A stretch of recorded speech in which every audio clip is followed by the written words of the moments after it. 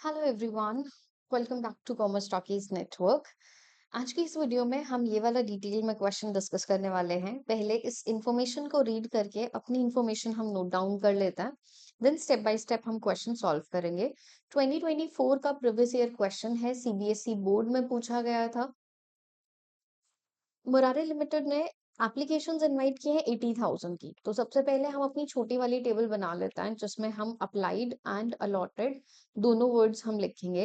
Company के पास 1,40,000 shares के लिए एप्लीकेशन आई, बट कंपनी अलॉट करेगी ओनली 80,000 शेयर्स। 10 रुपीज का शेयर है, 4 रुपीज इज द प्रीमियम, 5 हमारा एप्लीकेशन के साथ में है and 9 including premium, it means 4 rupee is the premium. ये अमाउंट है अलॉटमेंट के साथ में। तो क्वेश्चन में कहा कि 1,40,000 शेयर्स, 1,40,000 के शेयर्स कंपनी को रिसीव हुए एंड अलॉटमेंट प्रोराटा बेसिस पे की गई। प्रोराटा बेसिस पे मींस कि 1,40,000 वालों को 80,000 शेयर्स अलॉट कर दिए गए, किसी को भी फुली रिजेक्ट नहीं किया गया, सबको थोड़े थोड़े शेयर्स दे दिए गए। एंड देन स्पेसिफिकली ये भी मेंशन किया कि जो हमारी एक्सेस मनी होगी वो हमें अलॉटमेंट पे एडजस्ट करनी होगी। एंड अलॉटमेंट मनी हमें रिसीव हो गई एक्सेप्ट फ्रॉम समीर, जिसने 1400 शेयर्स के लिए अप्लाई किया था और मिस्टर समीर ने अलॉटमेंट मनी पे नहीं की और कंपनी ने उसके शेयर कैंसिल कर दिए, फोरफिट कर दिए। तो हमें जर्नल एंट्रीज बनानी है और हमें calls in arrear account open करना है जहां पे भी हमें रिक्वायरमेंट रहेगी। सो क्वेश्चन हमारा बहुत ही इजी है, बिल्कुल भी डिफिकल्ट नहीं है। कैसे आप वर्किंग नोट प्रिपेयर करोगे, कैसे आप क्वेश्चन सॉल्व करोगे, ये सारा हम डिटेल में समझेंगे। तो चलो सबसे पहले हम अपनी टेबल बना लेते हैं, और टेबल बनानी कैसे है वो मैं आपको समझा देती हूँ। फर्स्ट ऑफ ऑल आप कॉलम बनाओगे, shares applied, shares allotted, excess share, excess money, allotment application, allotment, calls and bank। ठीक है। So shares applied, shares allotted, excess share, excess money, share application money और शेयर अलॉटमेंट। कॉल्स का column हमारे लिए recommend नहीं है and then bank, sorry. तो अब देखो, कंपनी के पास कितने शेयर्स अप्लाई हुए, 1,40,000। कंपनी ने कितने शेयर्स अलॉट किए, 80,000। एक्सेस शेयर्स कितने, 60,000। एक्सेस मनी कितनी, दिस इंटू 5, बिकॉज उन लोगों ने 5 रुपीज पे किया है।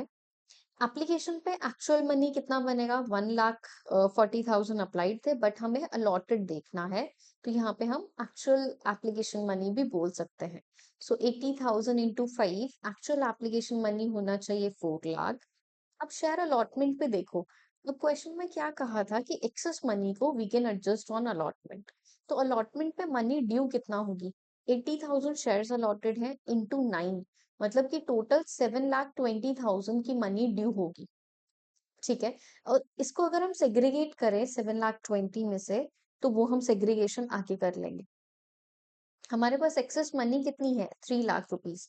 तो क्या हम पूरा का पूरा अमाउंट एडजस्ट कर सकते हैं, yes we can adjust the whole amount. तो रिमेनिंग हमें कितना रिसीव होना चाहिए, 4,20,000। ये हमने यहाँ पे लिख लिया। कुछ भी हमने कॉल्स पे एडजस्ट नहीं किया, कुछ भी बैंक से वापस नहीं दिया। अब मिस्टर समीर के पास शेयर्स कितने हैं, 1400।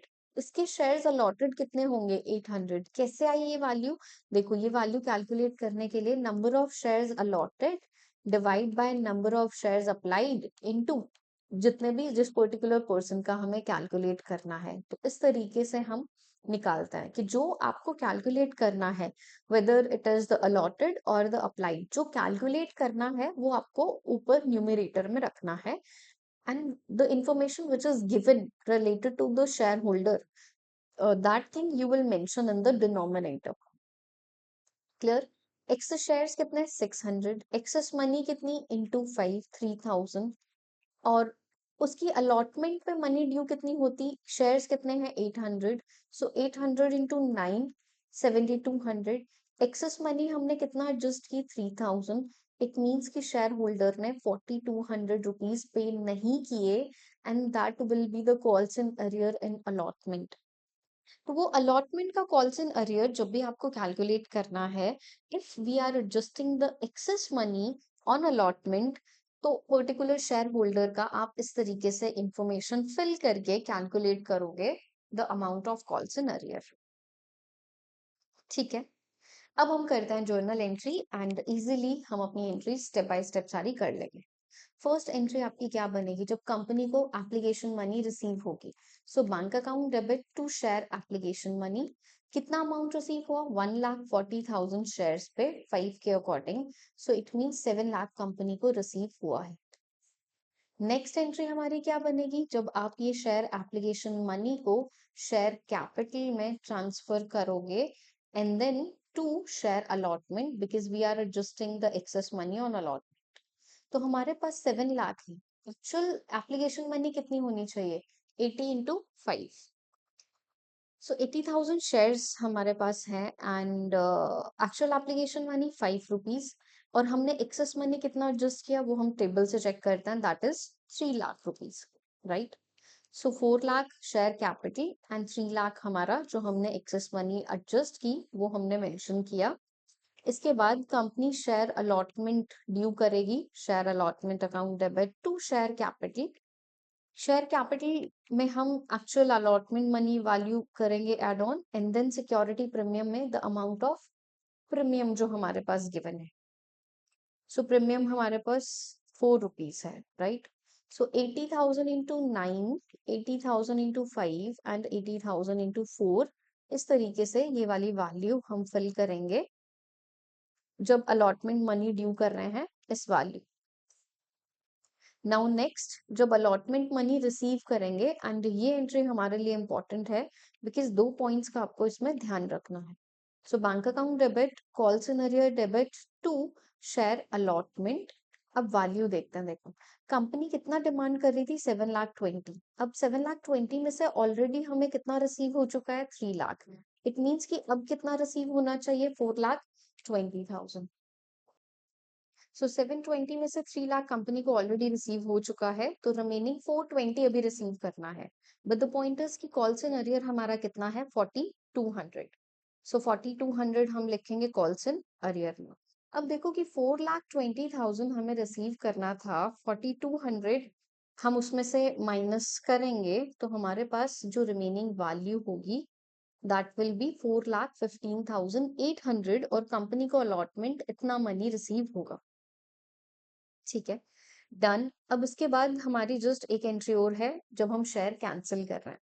तो देखो कि शेयर कैंसिल करेंगे तो हमारी एंट्री क्या बननी चाहिए, normal share capital account debit to share allotment and to share forfeiture. अब देखते हैं कि क्या शेयर होल्डर ने प्रीमियम पे किया या नहीं। एक बार कैलकुलेशन करते हैं, देखो इस वाले पर्टिकुलर शेयर होल्डर ने 1400 के लिए अप्लाई किया था और 1400 के according he has paid 5 rupees, right, 5 rupees ना, यस। सो मतलब इसने 7,000 की अमाउंट पे करी जिसमें से हम ये कहें कि इसका एप्लीकेशन मनी कितना बनता है, 800 इंटू 5, इट मीन्स 4,000। सो 3,000 इस पर्टिकुलर पर्सन ने अलॉटमेंट के लिए पे किया। अब उसका अलॉटमेंट पे ड्यू हम कैसे निकालेंगे कि 800 into 5 basically allotment money due है और 800 इंटू 4 ये बेसिकली प्रीमियम मनी ड्यू है। तो जो ये एडजस्ट हुआ 3,000 ये हमें पहले अलॉटमेंट के इंस्टॉलमेंट प्राइस में एडजस्ट करना है। व्हाट डज दैट मीन कि first 1,000 rupees, 1,000 rupees allotment price receive नहीं हुआ और 3,200 हमें प्रीमियम रिसीव नहीं हुआ। तो अगर प्रीमियम रिसीव नहीं हुआ है तो कंपनी मेंशन करके बताएगी सिक्योरिटी प्रीमियम डेबिट, और कितना प्रीमियम रिसीव नहीं हुआ, 3,200। टोटल वैल्यू कितनी अलॉटमेंट पे रिसीव नहीं हुई, 4,200। ये 4,200 कैसे आया, ये वाला कॉल इन अरियर जो हमने मेंशन किया था, राइट। एंड 800 शेयर्स पे 10 रुपी इज द प्राइस, 8,000 यहाँ पे आ जाएगा and remaining 7,000 share holder apply कर चुका है, 1,400 इंटू 5। तो ये वाली वैल्यू हमारी यहाँ पे आ जाएगी। तो जो अमाउंट शेयर होल्डर ऑलरेडी पे कर चुका है वो हम यहाँ पे लिखते हैं। शेयर अलॉटमेंट में जो पे नहीं किया अलॉटमेंट प्राइस आप लिखोगे एंड देन ये आपकी एंट्री बनेगी। ठीक है, सो इस तरीके से ये था हमारा डिटेल में क्वेश्चन 2024 एग्जाम में सीबीएसई में पूछा गया था। आई होप कि सबको क्लियर है, जिसको जो भी डाउट है प्लीज आप मुझे बता देना।